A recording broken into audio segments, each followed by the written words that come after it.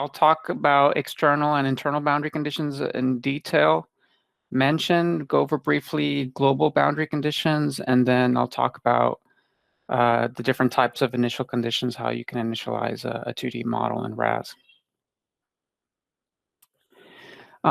External boundary conditions are specified along the perimeter of 2D areas. So this is one of our favorite 2D models, Bald Eagle Creek. On the lower left, there's a flow hydrograph specified as an upstream boundary, and on the upper right, there's a normal depth, or you could also use a rating curve or a stage boundary condition. We have 4 types of external boundary conditions. There's a flow hydrograph, stage hydrograph, a normal depth, and a rating curve. The flow hydrograph is usually specified upstream, but it can also be used downstream. The convention that we use is that positive flows are inwards and negative flows are outwards. Stage hydrographs are usually specified downstream or for outflow, but they can also be used for inflow or when you have tides. Normal depths can only be specified for outflow conditions or downstream, and also rating curves. In order to specify an external boundary conditions, you need to, tell the model where the boundary is, and you do that with what we call boundary condition lines. And these are basically polylines that you can create either in the geometric editor or now in RAS Mapper, and they're specified just outside of the 2D area, and then they get snapped on to the mesh to determine along the along what faces and cells are applied. Once you specify the location of an external boundary, the next step is to specify what kind of boundary condition it is and the data for that boundary. And you do that inside the unsteady flow data editor, which you can access from the main window, main RAS window here. And that takes you to this editor on the right. And then when you create a boundary condition line, it'll automatically populate the boundaries here with the names. When you create them, you have to give them a unique name. So they automatically populate here, and you have to specify a boundary condition for all of them before you're able to run. Flow hydrographs can be specified as either a DSS record or entered as a table, user-specified table with a constant time interval. The starting time can be set to the start of the simulation, or it can be a fixed time. In addition to the flow time series, the user is required to enter a energy grade slope, which is used to compute a normal depth at the flow boundary. And then the total flow that is given in the time series that is interpolated in time is distributed along the boundary based on the local conveyance at every face. One useful feature is this tailwater check near the bottom. And when you check that, it uses the higher value of the internal water surface, so the cell water surface, or the normal depth water surface. And this is useful when sometimes the energy grade slope is too steep and you start seeing jets come into the model. You can use this checkbox and it'll fix that problem. The other problem that you can have is if the energy grade slope is too gentle, too flat, then your normal depth will be too high, and you'll wet areas along the boundary that are not supposed to be wet. If you're running the the shallow water equations, it will compute a phase velocity and use that in the momentum equation. So it'll bring in momentum as well. And then there's other options here. The minimum flow, that was an option that is used a lot for windy models, windy finite difference models, because they can't be dry. And so that was a useful way to specify a minimum flow and always have the model wet. We don't use that as much in 2D because models can be completely dry. But there's a multiplier too that's really useful for running alternatives, for calibrating, well, not so much calibrating, but maybe lab data sets where you have really small flows. You can use that multiplier to get a small flow.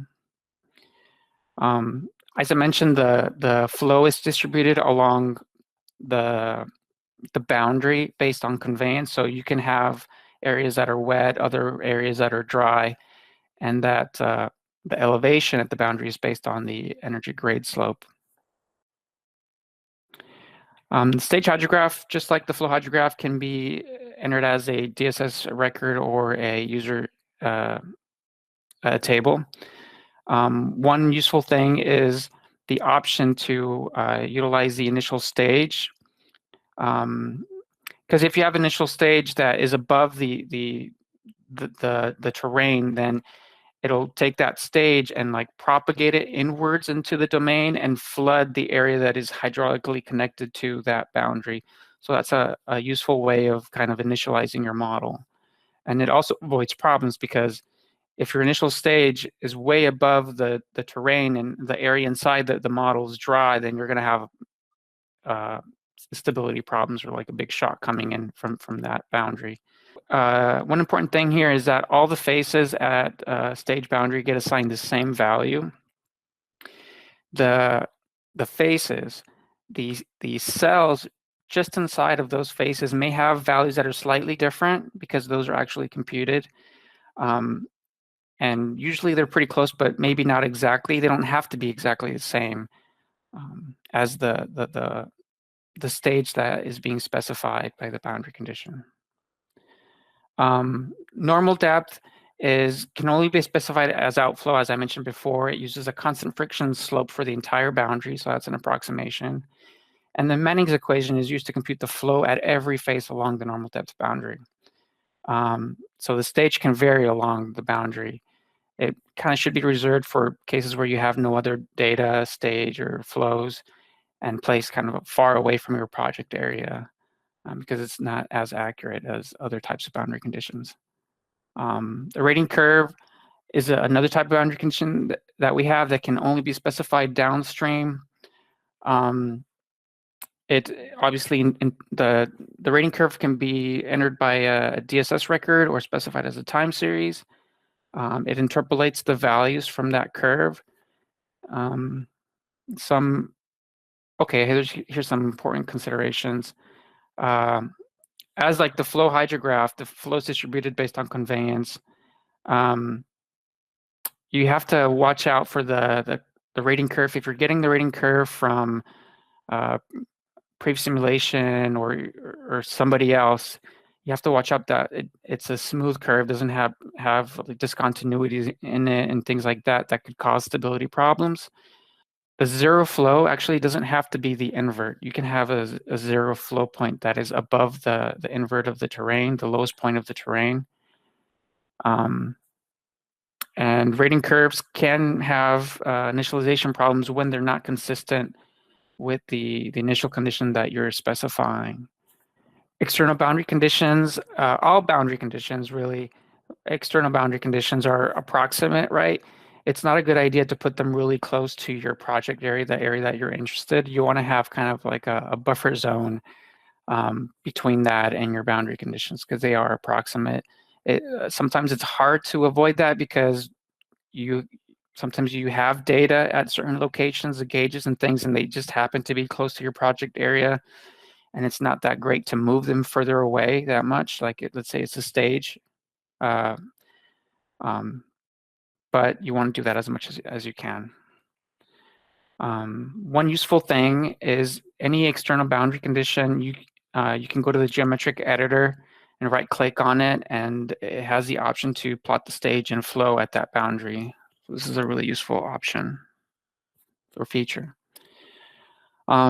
Internal boundary conditions. We have two types of internal boundary conditions: flow hydrographs, which when you draw the poly line for the internal boundary condition line, it has to be completely inside the 2D area. It can't be partially in, partially outside. It can't be ambiguous whether it's an internal or external boundary condition. It has the same sign convention as the flow hydrograph. Positive flows are inwards, negative flows are outwards. There's no flow direction. It's just dropping water in from the top, and there's no, like in the flow hydrograph, if you're solving shallow water equations, it'll compute a velocity and use that at the boundary. It's not doing that here. It's dropping water into the model, into the continuity equation, basically. The flow is allocated along that boundary, along those cells, based on the length of the line within those cells. Precipitation is another internal boundary condition. It's specified per 2D area, and it's a single time series as period cumulative values. And every cell within the 2D area gets the same value. This is an example of how the internal flow boundary condition would be specified. You can do it within the geometric editor, or you can also do it within RAS mapper. So once you create that internal boundary condition line, then you have to go to the unsteady flow data editor and give it the time series. Obviously, in this case, the tailwater check and that kind of thing doesn't matter for that boundary condition type. For precipitation, this is how you would do it. Likewise, you'd go to unsteady flow data editor. You have to add the storage area or 2D flow area for it to appear because it's an optional boundary condition. So you have to add it to this list, and then once it's in that list, then the option for precipitation will be activated, ungrayed out, and then you can click on the precipitation button and enter the time series here. Global boundary conditions are something new for 6.0. They're called global because they apply to an entire RAS project. So every geometry, every 2D area that's in the model. They're specified within the meteorologic data tab of the unsteady flow data editor.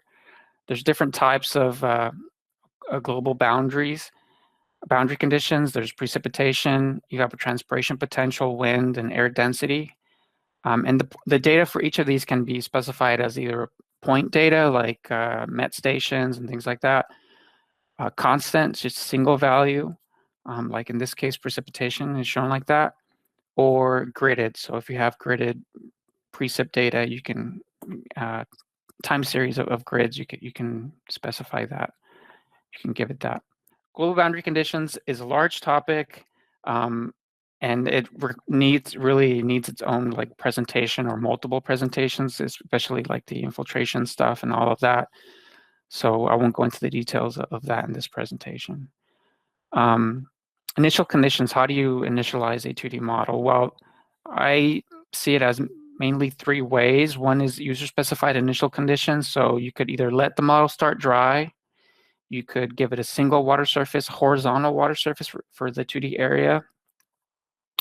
I did mention the option for the stage boundary conditions where you select, it's called use initial stage, I think. And that kind of floods the area near, that's hydraulically connected to that stage boundary condition. That's very useful. When you're using the user-specified initial conditions, you can use the a ramp-up time. And this is a time period that is specified per 2D area and allows the boundary conditions to kind of ramp up and the model to stabilize for each 2D area. Another option that you can do is you can run a model and output everything, the state of the model at a specific time. And we call that a initial conditions file when you're writing it out. When you're using it, it's a restart file. And I'll show you how all that works. And that writes out and reads everything in the model, the state of the water levels, velocities, the state of structures, gates, everything.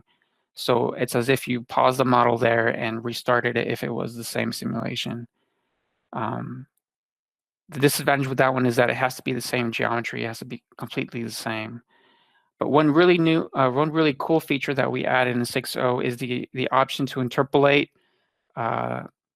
results from a previous simulation and basically just point RAS to the solution of a previous a simulation and tell it what time you want to use, and it'll initialize the model using that information. It doesn't have to be the same geometry. It'll interpolate the water surface velocities and all of that,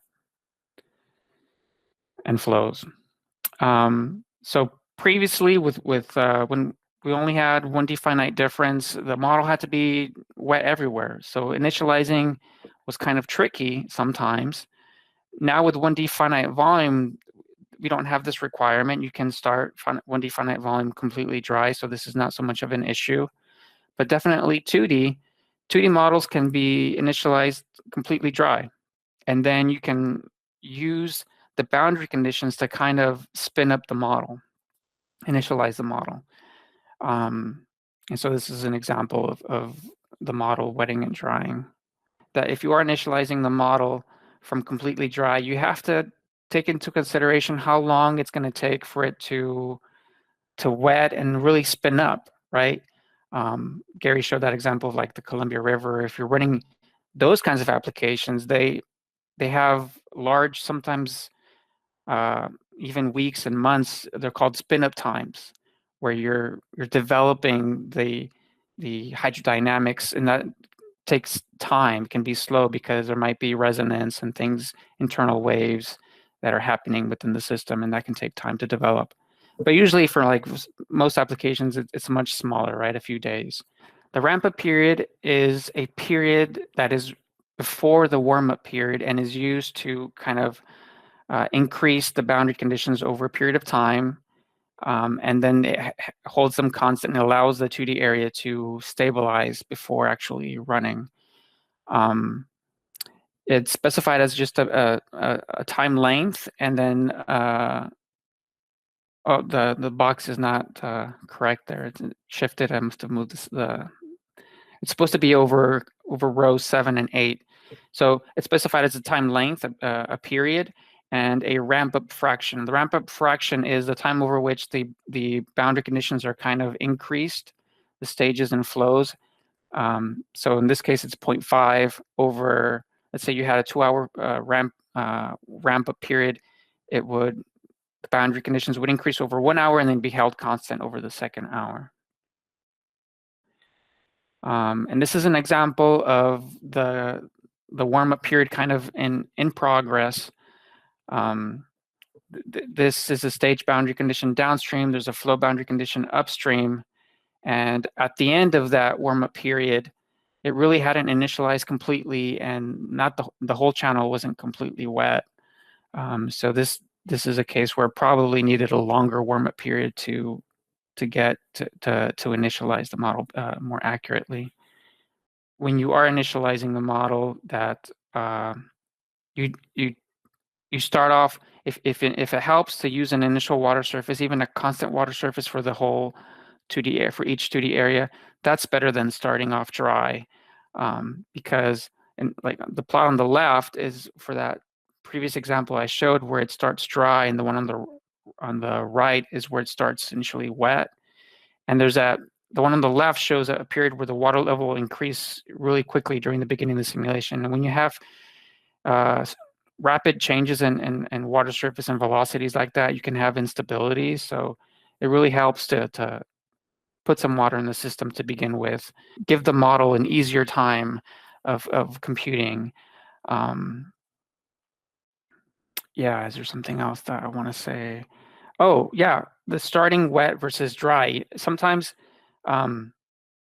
it's better to start dry and then flood the model to initialize, and other times it's easier and more stable to start really deep.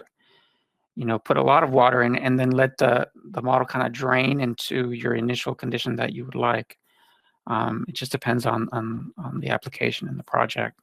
Okay, so after the initial conditions period, a warm-up period is run that is for the entire model. This is 1D, 2D, all of the 2D areas combined. And this is specified as a number of warm-up time steps, not a time length. And the user has the option to give a time step for the warm-up period. If it's left 0, then it uses like the global time step in the unsteady flow data editor. During the warm-up period, it holds all of the boundary conditions constant. And the purpose of this is to really let the model stabilize, especially the boundaries between the 1D and 2D. Those require some iterations and time to stabilize. If you want to use a restart file, Why would you do this? Well, maybe you're doing alternatives. Getting to a good initial condition may take a lot of time, right? And so you can do that once. You can run one simulation, output the initial condition file at the end or at some point during that simulation, and then reutilize that to run multiple alternatives. That's one of the reasons. There's other reasons. You would maybe want to change something in your setup in the middle of a simulation, like maybe change the governing equations or something like that. And that's another reason why you would want to use a restart file. But the first step is to write the initial condition file. You select the time and you create the file. And then once you've done that, you create a new plan. And then you select your restart file and you specify the time for that. It doesn't have to be the same time as when you output that data. It can be a different time. And then within that new plan, you can make any changes you want to it. You can change the governing equations, the starting time for your hydrographs, change the hydrographs, and then start a new simulation. This is how you write the initial conditions file. Within the unsteady flow analysis editor, you go to output options, and then within the restart file options tab, there's this checkbox to write the initial conditions file, and you can either tell it to write at a certain time at a certain time of hours within the start of the simulation, or at fixed date and time. So once you write out the file, then you can go to the unsteady flow data editor, and within the initial conditions tab, this is where you select that you want to use a restart file, and then the restart files and RAS have the .rst extension. You go find that, and then you have the option to change the starting time. It doesn't have to match the starting time that is in the name of the file of the restart file. They don't have to match. It's a good idea to go through all your boundary conditions and make sure that they're correct, that the starting time is correct, and that maybe other parameters that you want to change are correct.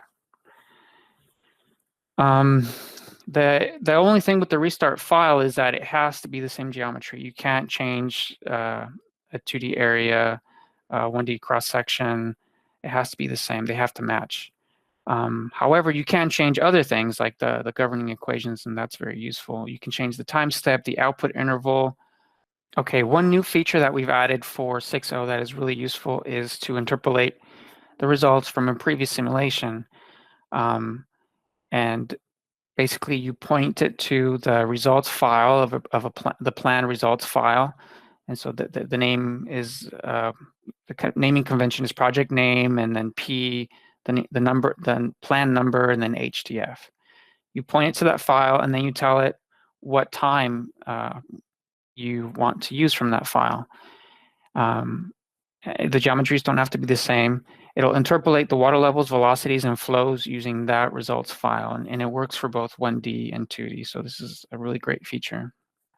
Yeah, I guess one thing I would like to mention is when you initialize a model, how long it takes, and I talked about this a little bit during the previous slides, how long it takes to reach the initial condition and spin up depends also on like the governing equations.